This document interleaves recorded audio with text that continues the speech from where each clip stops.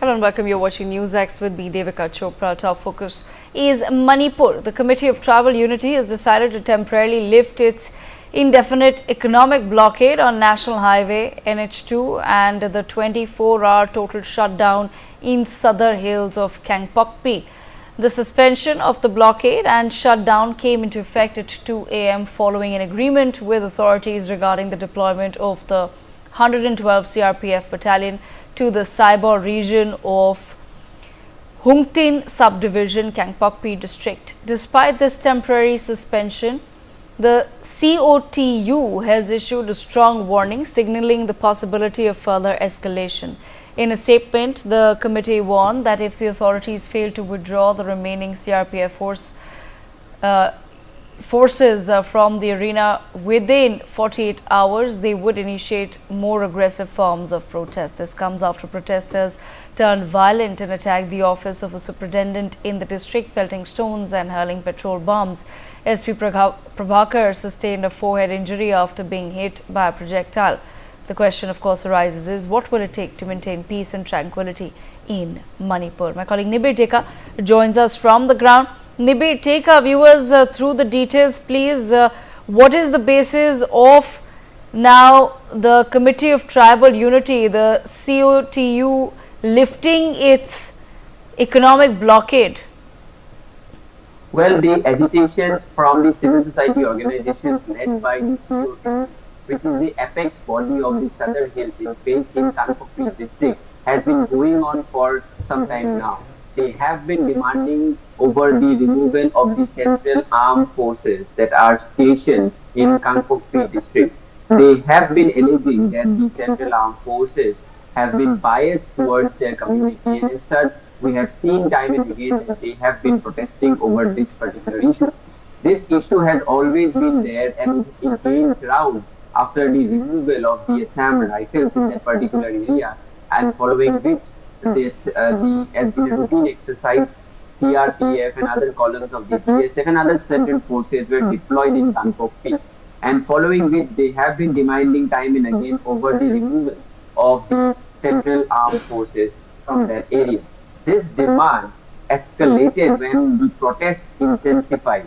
The protest has intensified following Christmas. We saw how on the eve of the New Year's, there was heavy protest in the very region where we have seen violence in the last 24 hours or so. The protest escalated in the Saibor region, and that led to the injury of women who were protesting. Women have come out in large numbers, led by the COTU, as they call it, and these protests escalated, and we saw how women were injured. Following that incident, the protests have intensified, and we saw how the protest was divided into two columns. One column went to the PC office, submitted the memorandum. The other column went to the SP office and also submitted the memorandum. Now, there are two versions of this. The COTU claims that they were given assurances by the SP stating that the central forces will be removed from the area, and they waited till evening.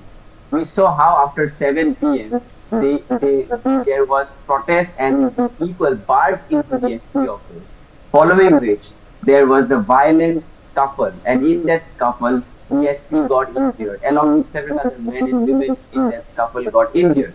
Now the police have come out with a statement stating that the protesters tried to disrupt the area and to control, because they were pelting stones. The police had to control, and in that they had to use force to control the protest that gone out of hand. And after that, we all know how the SP got injured and several other protesters got injured. In the last 24 hours or so, after the protest, there was also parallelly total shutdown of the Kangpokpi district and also an economic blockade of the national highway that goes via the Kangpokpi district.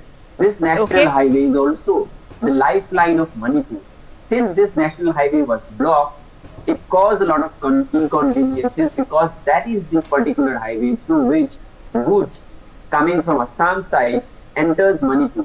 And as such, because of the highway being closed, there were a lot of problems going about, which affected not just the native communities with whom they are now in conflict with, but other communities such as the Naga communities and other communities based in Manipur.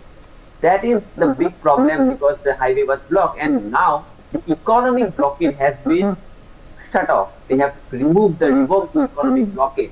However, if you see the statements made by the leaders of the civil society in Kangpokpi, they are stating that this is a temporary revocation.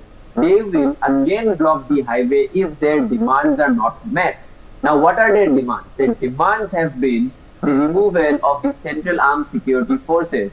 Now, because of the CRPF, 112 CRPF being stationed there, they have come to a temporary settlement, but they are stating that if the remaining Central Armed Forces are not revoked, they will agitate again. Now, what that means is that again they will block the highway, and if the highway is blocked, the essential supplies entering Manipur doesn't reach Imphal Valley. So the entire lifeline is cut off, which affects all the populations living in Manipur, and they have threatened to intensify protests. Now the bigger issue here is the course of action. What will be the course of action from both the sides, from the Manipur government side as well as the community side, and they have to negotiate to find a solution. Okay. Lastly, the governor who has taken charge, the newly appointed governor who has taken charge, he has held a high-level meeting today, and in that meeting, he has discussed with the security personnel, especially the central security forces that are deployed there, to cooperate with the administration so that the matters can be de-escalated and a normalcy can be brought about in Manipur. Because as we know, that it's been more than 18 months and Manipur is still on the boil. There are still conflicts going on. There are still bans being declared there.